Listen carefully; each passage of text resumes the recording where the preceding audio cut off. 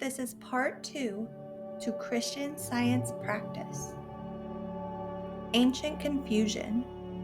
Materialists contradict their own statements. Their belief in material laws and in penalties for their infraction is the ancient error that there is fraternity between pain and pleasure, good and evil, God and Satan. This belief totters to its falling before the battle axe of science. A case of convulsions produced by indigestion came under my observation. In her belief, the woman had chronic liver complaint and was then suffering from a complication of symptoms connected with this belief. I cured her in a few minutes. One instant, she spoke despairingly of herself. The next minute, she said, "My food is all digested, and I should like something more to eat." Ultimate harmony. We cannot deny that life is self-sustained, and we should never deny the everlasting harmony of soul simply because to the mortal senses there is seeming discord. It is our ignorance of God, the divine principle, which produces apparent discord, and the right understanding of Him restores harmony. Truth will, at length, compel us all to exchange the pleasures and pains of sense for the joys of divine soul. Unnecessary prostration. When the first symptoms of disease appear, dispute the testimony of the material senses with divine science. Let your higher sense of justice destroy the false process of mortal opinions which you name law, and then you will not be confined to a sick room, nor laid upon a bed of suffering, in payment of the last farthing, the last penalty demanded by error. Agree with thine adversary quickly, whilst thou art in the way with him. Suffer no claim of sin or of sickness to grow upon the thought. Dismiss it with an abiding conviction that it is illegitimate, because you know that God is no more the author of sickness than He is of sin. You have no law of His to support the necessity of either sin or sickness, but you have divine authority for denying that necessity and healing the sick. Treatment of disease. Agree to disagree with approaching systems of chronic or acute disease, whether it is cancer, consumption, or smallpox. Meet the incipient stages of disease with as powerful mental opposition as a legislator would employ to defeat the passage of an inhuman law. Rise in the conscious strength of the Spirit of truth to overthrow the plea of mortal mind, alias matter, arrayed against the supremacy of spirit. Blot out the images of mortal thought and its beliefs in sickness and sin. Then, when thou art delivered to the judgment of truth, Christ, the judge, will say, "Thou art whole." Righteous rebellion. Instead of blind and calm submission to the incipient or advanced stages of disease, rise in rebellion against them. Banish the belief that you can possibly entertain a single intruding pain which cannot be ruled out by the might of divine mind, and in this way you can prevent the development of pain in the body. No law of God hinders this result. It is error to suffer for aught but your own sins. Christ, or truth, will destroy all other supposed suffering, and real suffering for your own sins will cease in proportion as the sin ceases. Contradict error. Justice is the moral signification of law. Injustice declares the absence of law. When the body is supposed to say, "I am sick," never plead guilty. Since matter cannot talk, it must be mortal mind which speaks.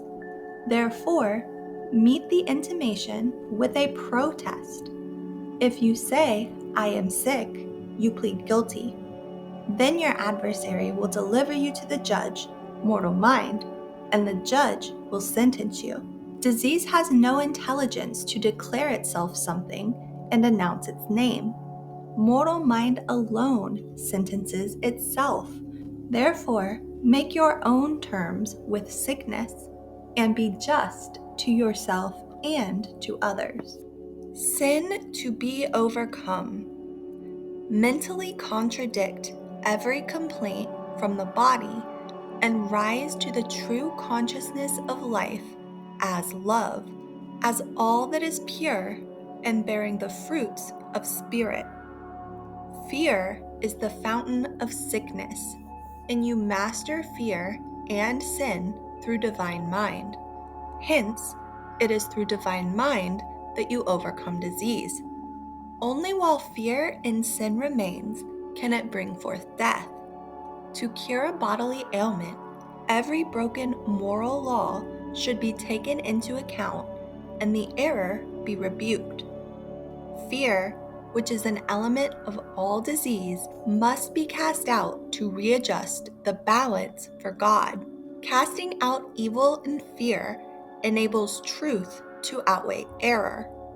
The only course is to take antagonistic grounds against all that is opposed to the health, holiness, and harmony of man, God's image.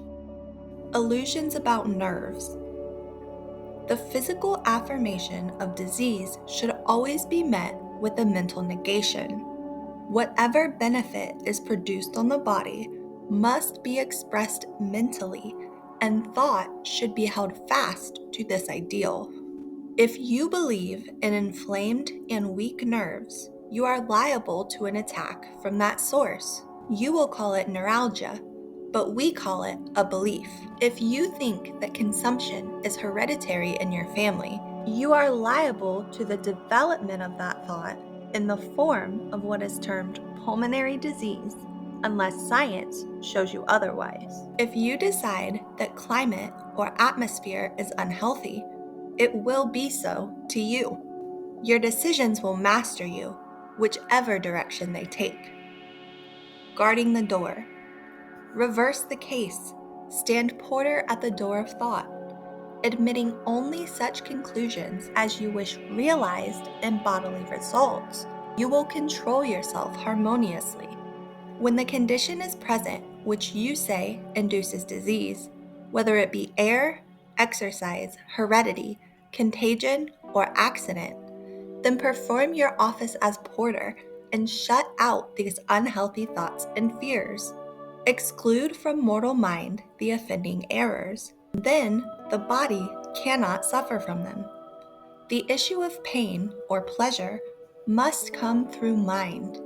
And like a watchman forsaking his post, we admit the intruding belief, forgetting that through divine help we can forbid this entrance.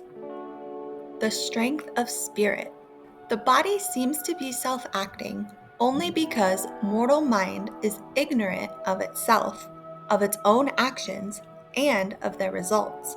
Ignorant that the predisposing, remote, and exciting cause of all bad effects is a law of so-called mortal mind, not of matter. Divine mind is the master of the corporeal senses and can conquer sickness, sin, and death. Exercise this God-given authority. Take possession of your body and govern its feeling and action. Rise in strength of spirit to resist all that is unlike good. God has made man capable of this, and nothing can vitiate the ability and power divinely bestowed upon man. No pain in matter. Be firm in your understanding that the divine mind governs, and that in science, man reflects God's government. Have no fear that matter can ache, swell, and be inflamed as the result of a law of any kind, when it is self-evident that matter can have no pain nor inflammation. Your body would suffer no more from tension or wounds than the trunk of a tree which you gash or the electric wire which you stretch, were it not for mortal mind. When Jesus declared that the light of the body is the eye, he certainly means that light depends on divine mind, not upon the complex humors, lenses, muscles, the iris and pupil constituting the visual organism. No real disease. Man is never sick, for divine mind is not sick, and matter cannot be. A false belief is both the tempter and the tempted, the sin and the sinner, the disease and its cause. It is well to be calm in sickness. To be hopeful is still better. But to understand that sickness is not real, and that truth can destroy its seeming reality, is best of all. For this understanding is the universal and perfect remedy. Recuperation mental. By conceding power to discord, a large majority of doctors depress mental energy, which is the only real recuperative power. Knowledge that we can accomplish the good we hope for stimulates the system to act in the direction which divine mind points out. The admission that any bodily condition is beyond control of divine mind disarms man, prevents him from helping himself, and enthrones matter through error. To those struggling with sickness, such admissions are discouraging, as much so as would be the advice to a man who is down in the world that he should not try to rise above his difficulties. Experience has proved to the author the fallacy of material systems in general, that their theories are sometimes pernicious, and that their denials are better than their affirmations. Will you bid a man let evils overcome him, assuring him that all misfortunes are from God, against whom mortals should not contend? Will you tell the sick that their condition is hopeless, unless it can be aided by a drug or climate? Are material means the only refuge from fatal chances? Is there no divine permission to conquer discord of every kind with harmony, with truth and love? Arguing wrongly, we should remember that life is God, and that God is omnipotent. Not understanding Christian Science, the sick usually have little faith in it till they feel its beneficent influence. This shows that faith is not the healer in such cases. The sick unconsciously argue for suffering instead of against it. They admit its reality, whereas they should deny it. They should plead in opposition to the testimony of the deceitful senses and maintain man's immortality and eternal likeness to God. Divine authority. Like the great exemplar, the healer should speak to disease as one having authority over it, leaving soul to master the false evidences of the corporeal senses and to assert its claims over mortality and disease. The same principle cures both sin and sickness. When divine science overcomes faith in a carnal mind, a faith in God destroys all faith in sin and in material methods of healing, then sin, disease, and death will disappear. AIDS and sickness, prayers in which God is not asked to heal, but is besought to take the patient to himself, do not benefit the sick. An ill-tempered, complaining, or deceitful person should not be a nurse. The nurse should be cheerful, orderly, punctual, patient, full of faith, receptive to truth and love. Mental quackery. It is mental quackery to make disease a reality, to hold it as something seen and felt, and then to attempt its cure through divine mind. It is no less erroneous to believe in the real existence of a tumor, a cancer, or decayed lungs, while you argue against their reality than it is for your patient to feel these ills in physical belief. Mental practice, which holds disease as a reality, fastens disease on the patient, and it may appear in a more alarming form. Effacing images of disease. The knowledge that brain lobes cannot kill a man nor affect the functions of mind would prevent the brain from becoming diseased, though a moral offense is indeed the worst of diseases. One should never hold in mind the thought of disease, but should efface from thought all forms and types of disease, both for one's own sake and for that of the patient. Avoid talking disease. Avoid talking illness to the patient. Make no unnecessary inquiries relative to feelings or disease. Never startle with a discouraging remark about recovery, nor draw attention to certain symptoms as unfavorable. Avoid speaking aloud the name of the disease.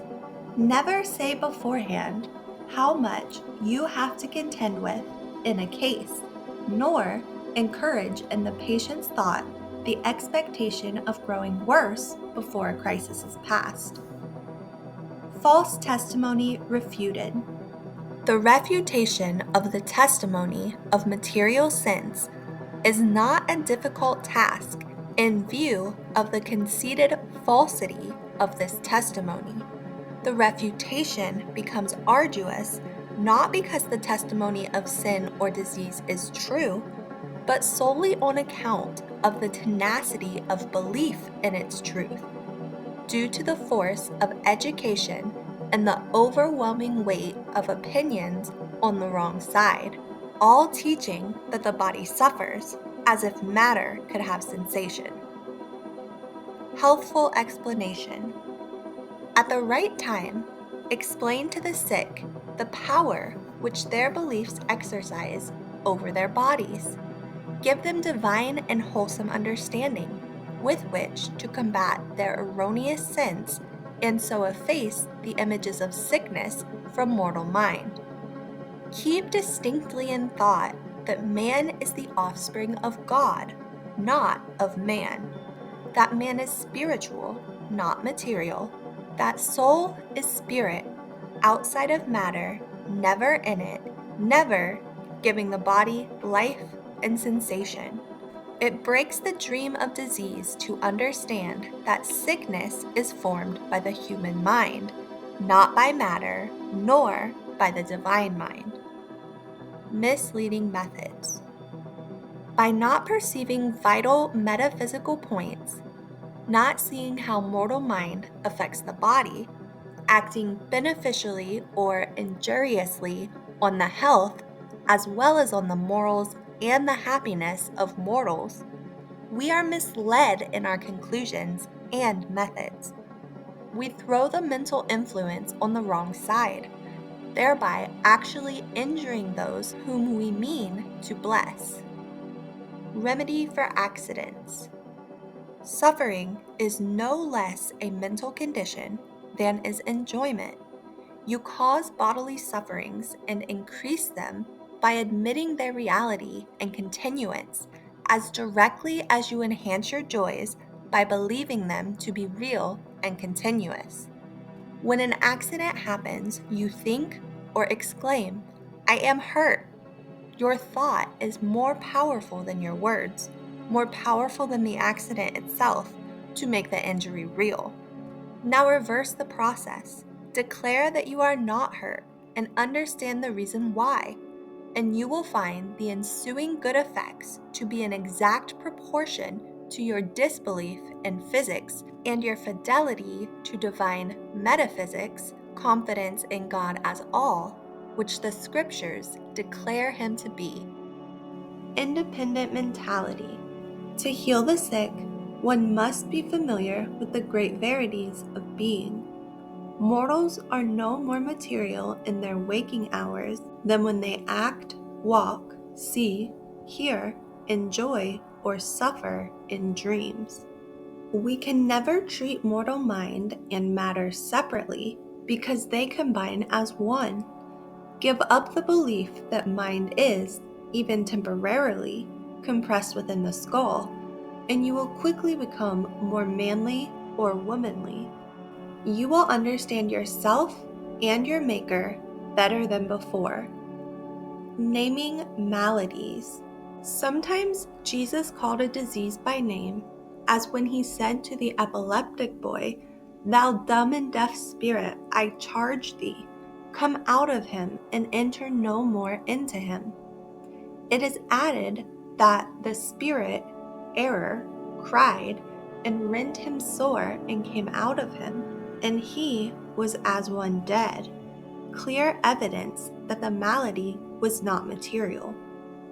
These instances show the concessions which Jesus was willing to make to the popular ignorance of spiritual life laws. Often he gave no name to the distemper he cured. To the synagogue ruler's daughter, whom they called dead, but of whom he said, "She is not dead, but sleepeth," he simply said, "Damsel, I say unto thee, arise." To the sufferer with the withered hand, he said, "Stretch forth thine hand," and it was restored whole, like as the other. The action of faith. Homeopathic remedies, sometimes not containing a particle of medicine, are known to relieve the symptoms of disease. What produces this change? It is the faith of the doctor and the patient, which reduces the self-inflicted sufferings and produces a new effect upon the body. In like manner, destroy the illusion of pleasure and intoxication, and the desire for strong drink is gone. Appetite and disease reside in mortal mind, not in matter. So also faith, cooperating with a belief in the healing effects of time and medication, will soothe fear and change the belief of disease into a belief of health. Even a blind faith removes bodily ailments for a season, but hypnotism changes such ills into new and more difficult forms of disease. The science of mind must come to the rescue to work a radical cure. Then we understand the process. The great fact remains that evil is not mind. Evil has no power, no intelligence, for God is good, and therefore good is infinite, is all. Corporeal combinations. You say that certain material combinations produce disease, but if the material body causes disease, can matter cure what matter has caused? Mortal mind prescribes the drug and administers it. Mortal mind plans the exercise and puts the body through certain motions. No gastric gas accumulates, not a secretion nor combination can operate apart from the action of mortal thought, alias mortal mind. Automatic mechanism. So-called mortal mind sends its dispatches over its body, but this so-called mortal mind is both the service and message of this telegraphy. Nerves are unable to talk, and matter can return no answer to a mortal mind. If divine mind is the only actor, how can mechanism be automatic? Mortal mind perpetuates its own thought. It constructs a machine, manages it, and then calls it material. A mill at work or the action of a water wheel is but a derivative form and continuation of the primitive mortal mind. Without this force, the body is devoid of action, and this deadness shows that so-called mortal life is mortal mind, not matter. Mental strength. Scientifically speaking, there is no mortal mind out of which to make material beliefs, springing from illusion. This misnamed mind is not an entity. It is only a false sense of matter, since matter is not sensible. The one mind, God, contains no mortal opinions. All that is real is included in this immortal mind. Confirmation in a parable. Our master asked, "How can one enter into a strong man's house and spoil his goods except he first bind the strong man?" In other words, how can I heal the body without beginning with so-called mortal mind, which directly controls the body? When disease is once destroyed in this so-called mind, the fear of disease is gone, and therefore the disease is thoroughly cured. Mortal mind is the strong man, which must be held in subjection before its influence upon health and morals can be removed. This error conquered, we can despoil the strong man of his goods, namely of sin and disease. Eradicate error from thought. Mortals obtain the harmony of health only as they forsake discord, acknowledge the supremacy of divine mind, and abandon their material beliefs.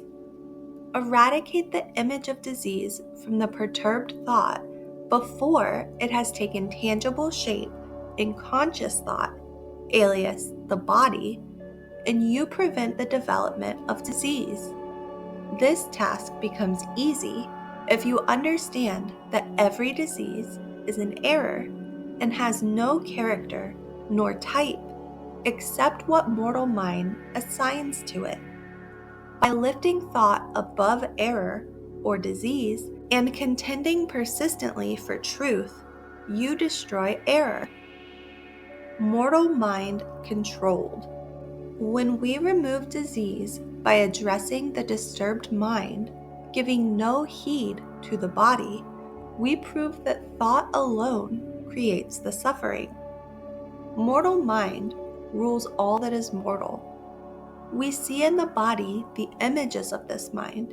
Even as in optics, we see painted on the retina the image which becomes visible to the senses.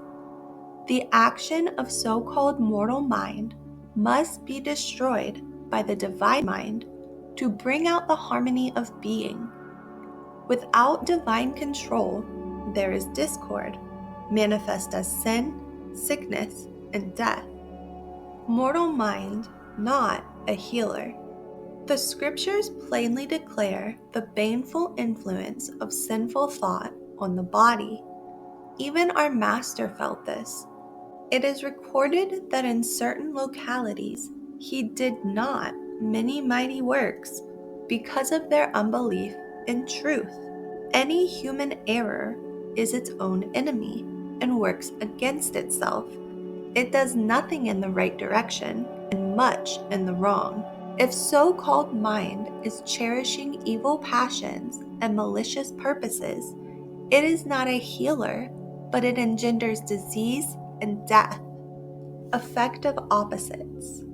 If faith in the truth of being, which you impart mentally while destroying error, causes chemicalization, as when an alkali is destroying an acid, it is because the truth of being must transform the error to the end of producing a higher manifestation.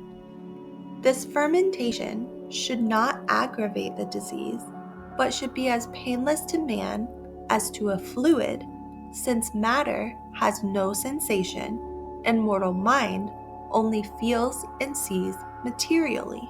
What I term chemicalization is the upheaval produced when immortal truth is destroying erroneous mortal belief. Mental chemicalization brings sin and sickness to the surface, forcing impurities to pass away, as is the case with a fermenting fluid. Medicine and brain. The only effect produced by medicine is dependent upon mental action. If the mind were parted from the body, could you produce any effect upon the brain or body by applying the drug to either? Would the drug remove paralysis affect organization, or restore will and action to cerebrum and cerebellum? Skillful surgery. Until the advancing age admits the efficacy and supremacy of divine mind, it is better for Christian scientists to leave surgery and the adjustment of broken bones and dislocations to the fingers of a surgeon, while the mental healer confines himself chiefly to mental reconstruction and to the prevention of inflammation. Christian science is always the most skillful surgeon, but surgery is the branch of its healing which will be last acknowledged. However, it is but just to say that the author has already in her possession well-authenticated records of the cure by herself and her students through mental surgery alone of broken bones, dislocated joints, and spinal vertebrae. Indestructible life of man. The time approaches when mortal mind will forsake its corporeal, structural, and material basis, when immortal mind and its formations will be apprehended in divine science, and material beliefs will not interfere with spiritual facts. Man is indestructible and eternal. Sometime it will be learned that mortal mind constructs the mortal body with this mind's own mortal materials. In science, no breakage nor dislocation can really occur. You say that accidents, injuries, and disease kill man, but this is not true. The life of man is divine mind. The material body manifests only what mortal mind believes, whether it be a broken bone, disease, or sin. The evil of mesmerism. We say that one human mind can influence another and in this way affect the body, but we rarely remember that we govern our own bodies.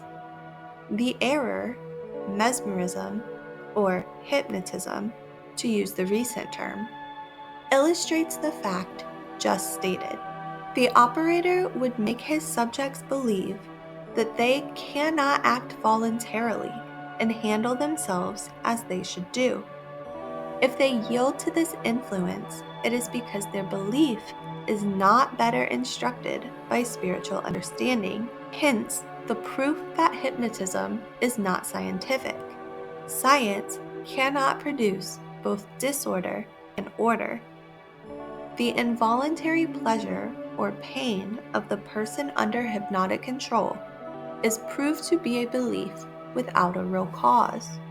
Wrongdoer should suffer. So the sick, through their beliefs, have induced their own diseased conditions. The great difference between voluntary and involuntary mesmerism is that voluntary mesmerism is induced consciously and should and does cause the perpetrator to suffer, while self-mesmerism is induced unconsciously, and by his mistake, a man is often instructed. In the first instance, it is understood that the difficulty is a mental illusion, while in the second, it is believed that the misfortune is a material effect. The human mind is employed to remove the illusion in one case, but matter is appealed to in the other. In reality, both have their origin in the human mind, but can be healed only by the divine mind. Error's power imaginary. You command the situation if you understand that mortal existence is a state of self-deception and not the truth of being. Mortal mind is constantly producing on mortal body the results of false opinions, and it will continue to do so until mortal error is deprived of its imaginary powers by truth, which sweeps away the gossamer web of mortal illusion. The most Christian state is one of rectitude and spiritual understanding, and this is best adapted for healing the sick. Never conjure up some new discovery from dark forebodings regarding disease and then acquaint your patient with it. Disease production. The mortal so-called mind produces all that is unlike the immortal mind. The human mind determines the nature of a case, and the practitioner improves or injures the case in proportion to the truth or error which influences his conclusions. The mental conception and development of disease are not understood by the patient, but the physician should be familiar with mental action and its effect in order to judge the case according to Christian Science. Appetites to be abandoned. If a man is an inebriate, a slave to tobacco, or the special servant of any one of the myriad forms of sin, meet and destroy these errors with the truth of being by exhibiting to the wrongdoer the suffering which his submission to such habits brings, and by convincing him that there is no real pleasure in false appetites. A corrupt mind is manifested in a corrupt body. Lust, malice, and all sorts of evil are diseased beliefs, and you can destroy them only by destroying the wicked motives which produce them. If the evil is over in the repentant mortal mind while its effects still remain on the individual, you can remove this disorder as God's law is fulfilled and reformation cancels the crime. The healthy sinner is the hardened sinner. Temperance reform. The temperance reform felt all over our land results from metaphysical healing, which cuts down every tree that brings not forth good fruit. This conviction that there is no real pleasure in sin is one of the most important points in the theology of Christian Science. Arouse the sinner to this new and true view of sin. Show him that sin confers no pleasure, and this knowledge strengthens his moral courage and increases his ability to master evil and to love good. Sin or fear, the root of sickness. Healing the sick and reforming the sinner are one and the same thing in Christian Science. Both cures require the same method and are inseparable in truth. Hatred, envy, dishonesty, fear, and so forth make a man sick, and neither material medicine nor divine mind can help him permanently, even in body, unless it makes him better mentally and so delivers him from his destroyers. The basic error is mortal mind. Hatred inflames the brutal propensities. The indulgence of evil motives and aims makes any man who is above the lowest type of manhood a hopeless sufferer. Mental conspirators. Christian Science commands man to master the propensities, to hold hatred in abeyance with kindness, to conquer lust with chastity, revenge with charity, and to overcome deceit with honesty. Choke these errors in their early stages if you would not cherish an army of conspirators against health, happiness, and success. They will deliver you to the judge, the arbiter of truth against error. The judge will deliver you to justice, and the sentence of the moral law will be executed upon mortal mind and body. Both will be manacled until the last farthing is paid, until you have balanced your account with God. Whatsoever a man soweth, that shall he also reap. The good man finally can overcome his fear of sin. This is sin's necessity, to destroy itself. Immortal man demonstrates the government of God, good, in which is no power to sin. Cumulative repentance. It were better to be exposed to every plague on earth than to endure the cumulative effects of a guilty conscience. The abiding consciousness of wrongdoing tends to destroy the ability to do right. If sin is not regretted and is not lessening, then it is hastening onto physical and moral doom. You are conquered by the moral penalties you incur and the ills they bring. The pains of sinful sins are less harmful than its pleasures. Belief in material suffering causes mortals to retreat from their error, to flee from body to spirit, and to appeal to divine sources outside of themselves. The leaves of healing. The Bible contains the recipe for all healing. The leaves of the tree were for the healing of the nations. Sin and sickness are both healed by the same principle. The tree is typical of man's divine principle, which is equal to every emergency, offering full salvation from sin, sickness, and death. Sin will submit to Christian Science when, in place of modes and forms, the power of God is understood and demonstrated in the healing of mortals, both mind and body. Perfect love casteth out fear. Sickness will abate. The science of being unveils the errors of sense, and spiritual perception, aided by science, reaches truth. Then error disappears.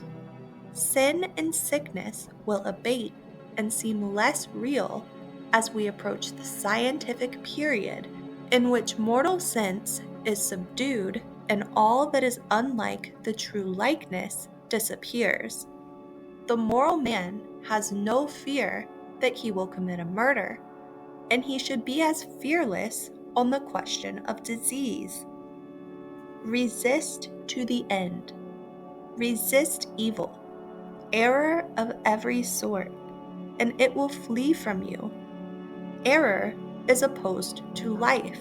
We can, and ultimately shall, so rise as to avail ourselves in every direction of the supremacy of truth over error, life over death, and good over evil. And this growth will go on until we arrive at the fullness of God's idea, and no more fear that we shall be sick and die. Inharmony of any kind involves weakness and suffering, a loss of control over the body. Morbid cravings. The depraved appetite for alcoholic drinks, tobacco, tea, coffee, opium, is destroyed only by divine mind's mastery of the body. This normal control is gained through divine strength and understanding. There is no enjoyment in getting drunk and becoming a fool or an object of loathing, but there is a very sharp remembrance of it, a suffering inconceivably terrible to man's self-respect. Puffing the obnoxious fumes of tobacco or chewing a leaf naturally attractive to no creature except a loathsome worm is at least disgusting. Universal panacea. Man's enslavement to the most relentless masters, passion, selfishness, envy, hatred, and revenge, is conquered only by a mighty struggle. Every hour of delay makes the struggle more severe. If man is not victorious over the passions, they crush out happiness, health, and manhood. Here, Christian Science is the sovereign panacea, giving strength to the weakness of mortal mind, strength from the immortal and omnipotent mind, and lifting humanity above itself into purer desires, even into spiritual power and goodwill to man. Let the slave of wrong desire learn the lessons of Christian Science, and he will get the better of that desire and ascend a degree in the scale of health, happiness, and existence. Immortal memory. If delusion says, "I have lost my memory," contradict it. No faculty of divine mind is ever lost. In science, all being is eternal, spiritual, perfect, harmonious in every action. Let the perfect model be present in your thoughts instead of its demoralized opposite. The spiritualization of thought lets in the light and brings the divine mind, life, not death, into your consciousness. Sin, a form of insanity. There are many species of insanity. All sin is insanity in different degrees. Sin is spared from this classification only because its method of madness is in consonance with common mortal belief. Every sort of sickness is error, that is, sickness is loss of harmony. This view is not altered by the fact that sin is worse than sickness, and sickness is not acknowledged nor discovered to be error by many who are sick. There is a universal insanity of so-called health which mistakes fable for fact throughout the entire round of the material senses. But this general craze cannot, in a scientific diagnosis, shield the individual case from the special name of insanity. Those unfortunate people who are committed to insane asylums are only so many distinctly defined instances of the baneful effects of illusion on mortal minds and bodies. Drugs and brain lobes. The supposition that we can correct insanity by the use of purgatives and narcotics is in itself a mild species of insanity. Can drugs go of their own accord to the brain and destroy the so-called inflammation of disordered functions, thus reaching mortal mind through matter? Drugs do not affect a corpse, and truth does not distribute drugs through the blood, and from them derive a supposed effect on intelligence and sentiment. A dislocation of the tarsal joint would produce insanity as perceptibly as would congestion of the brain, were it not that mortal mind thinks that the tarsal joint is less intimately connected with the mind than is the brain. Reverse the belief, and the results would be perceptibly different. Matter and animate error. The unconscious thought in the corporeal substratum of brain produces no effect, and that condition of the body which we call sensation and matter is unreal. Mortal mind is ignorant of itself, ignorant of the errors it includes and of their effects. Intelligent matter is an impossibility. You may say, but if disease obtains in matter, why do you insist that disease is formed by mortal mind and not by matter? Mortal mind and body combine as one, and the nearer matter approaches its final statement, animate error, called nerves, brain, and mind, the more prolific it is likely to become in sin and disease beliefs. Dictation of error. Unconscious mortal mind, alias matter, brain, cannot dictate, terms to consciousness, nor say, I am sick. The belief that the unconscious substratum of mortal mind, termed the body, suffers and reports disease independently of this so-called conscious mind is the error which prevents mortals from knowing how to govern their bodies. So-called superiority. The so-called conscious mortal mind is believed to be superior to its unconscious substratum, matter, and the stronger never yields to the weaker, except through fear or choice. The animate should be governed by God alone. The real man is spiritual and immortal, but the mortal and imperfect so-called children of men are counterfeits from the beginning to be laid aside for the pure reality. This mortal is put off, and the new man or real man is put on, in proportion as mortals realize the science of man and seek the true model. Death, no benefactor.